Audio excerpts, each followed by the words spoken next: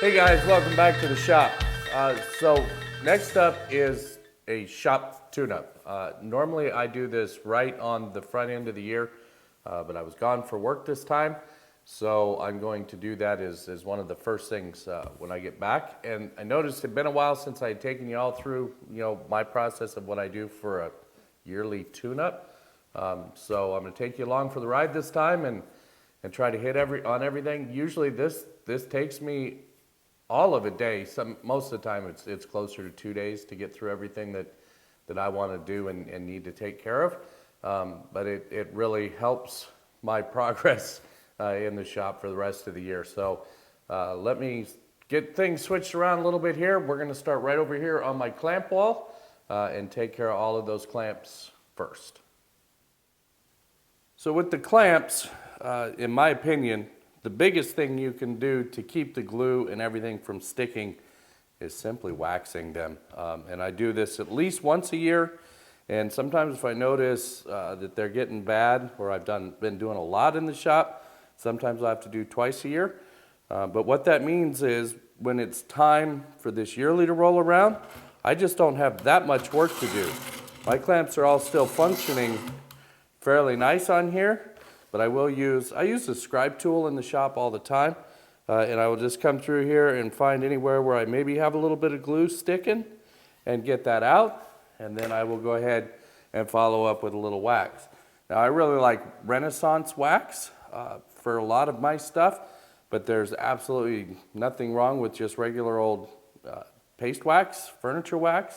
In fact, this is primarily what I use on the equipment in this shop, because this stuff is pretty expensive. So I'm going to spend the next few hours just getting through my clamp wall and getting these all cleaned up and waxed, and then we'll move on to the next item. So first item up is all my clamps. All right, so next up is sharpening, and I know it looks like I've got a lot of stuff. Well, okay, I do have a lot of stuff out here, and that's because, like so many things in woodworking, sharpening can be, a real rabbit hole because there's so many fine ways to sharpen, and some of them are very expensive and some of them are very inexpensive. But this is what I've settled on that works for me. The Tormek is a fantastic tool. Again, it's probably at the upper price range. And frankly, I don't use it very often. Now this particular chisel that I have set up in it now had a small nick in the corner. And that's where this machine really shines, because I can get that nick out in a hurry. As well, if I need to reset a bevel angle or something like that on a chisel or a plane iron, then I can do that very quickly right here. But it doesn't put that super sharp mirror image that I'm looking for on my chisels. It just doesn't quite get there. So I come over here to the Sharpening stones to finish. Now normally I'm set up over at this bench to do all this, but it just wasn't a good place to film with all this equipment. The stones I'm using are Sharpening stones. These are the glass stones, and I have them in 1,000, 4,000, and 8,000. And I just work through the grits, keeping them wet. And I have two different honing guides, and they're both Veritas. One is the MK2, which has been around forever. I like it. It's the one I typically use the most.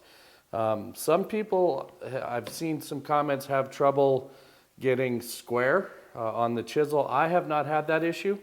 So, it is what it is. I use this one quite frequently. And the other one is the less expensive Veritas honing guide.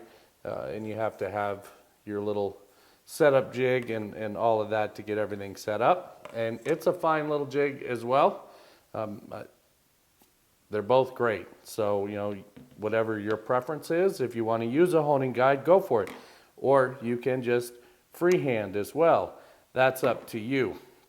Now, on a normal day-to-day usage, I typically just have my leather strop out, and I'll touch the chisel up frequently on the leather strop. And I find that really keeps them sharp for a long, long time.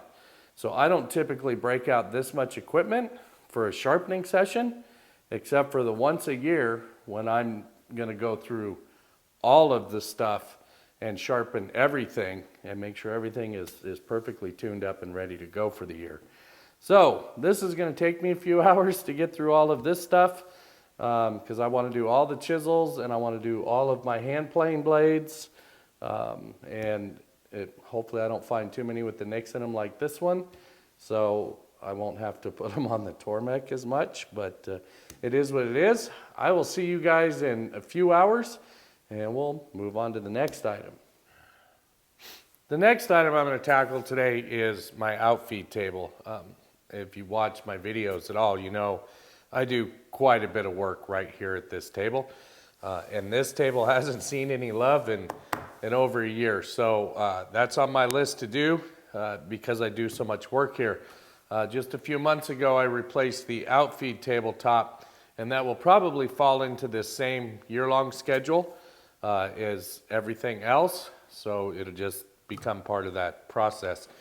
So for now, I'm just going to go ahead and hit this with 80 grit, follow up with some 120, and get another little coat of finish on it, probably a little leftover armor seal. I think I got close to an empty can in there. And just freshen this up a little bit before moving on.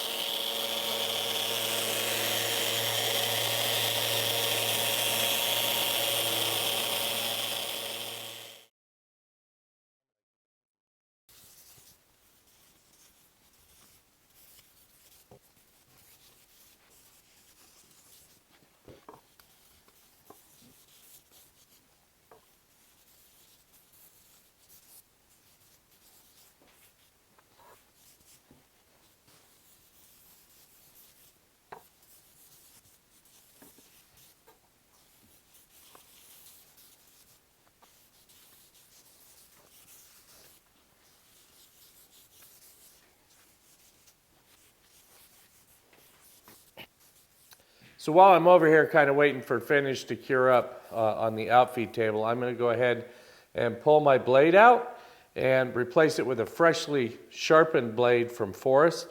I tend to run Forest blades, Woodworker 2s typically, but I'm going to go ahead and swap this out. I am going to clean that blade.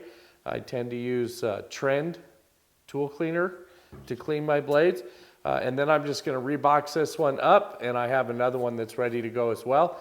And I'm going to get those shipped off to Forest for a resharpen, so that as the year progresses, I can simply just change my blades out.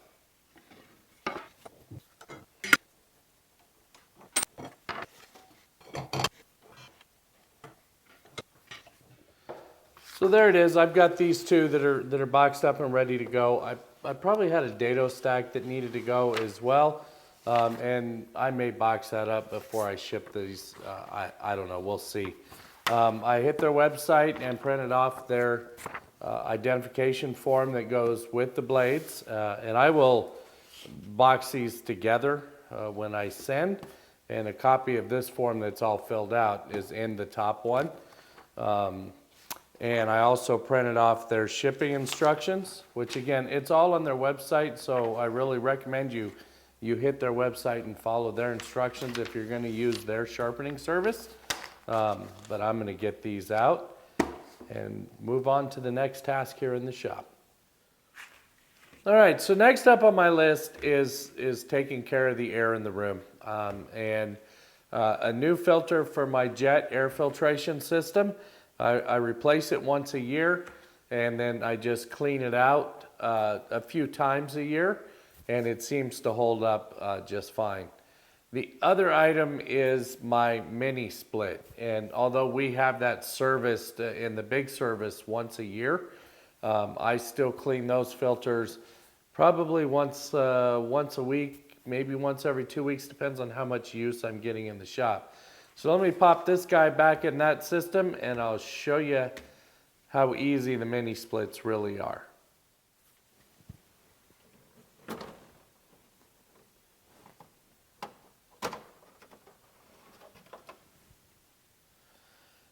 And that's the filter for the mini split, and I know it doesn't show up well on camera, but this one really is pretty dirty. So I'll just take both of these out. Then I'm going to blow them out with a little compressed air, and I'll put them back in.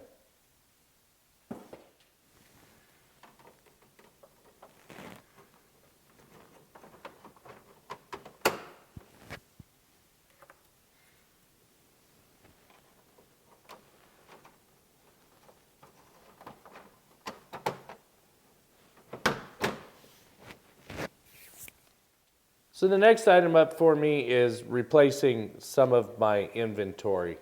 This is typically the fasteners that I use most of, and I have a couple of open blocks so that I can add as I need to.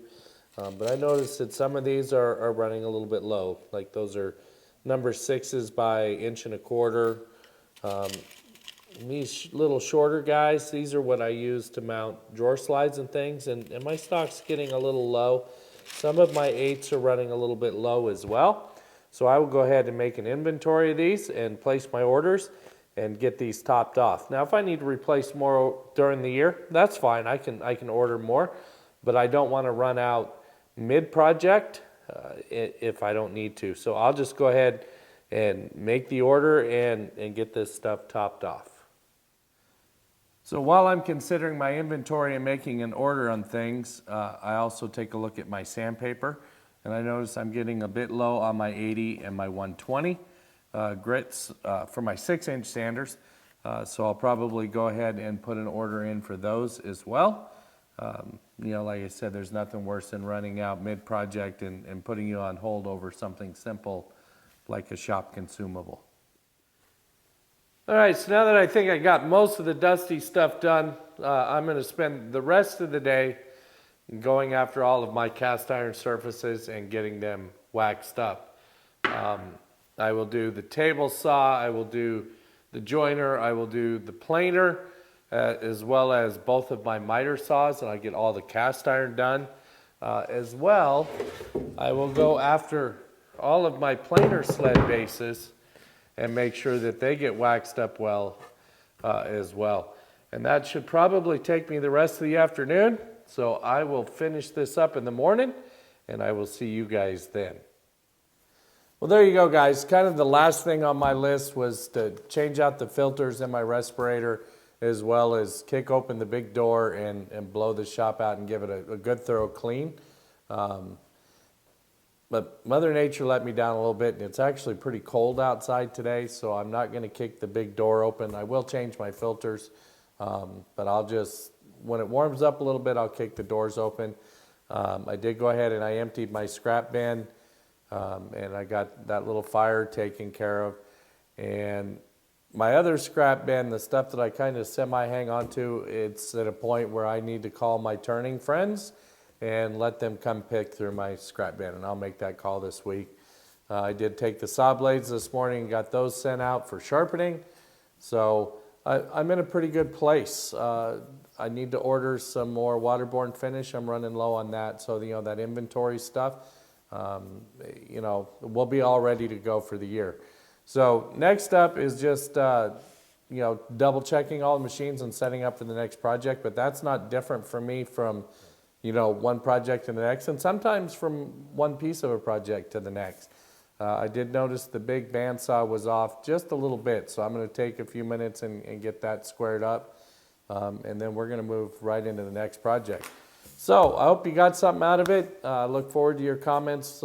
Hit me up in the forums, all that good stuff. Let me know what items that I didn't put on film here that you'd like to see. But until next time, guys, take care.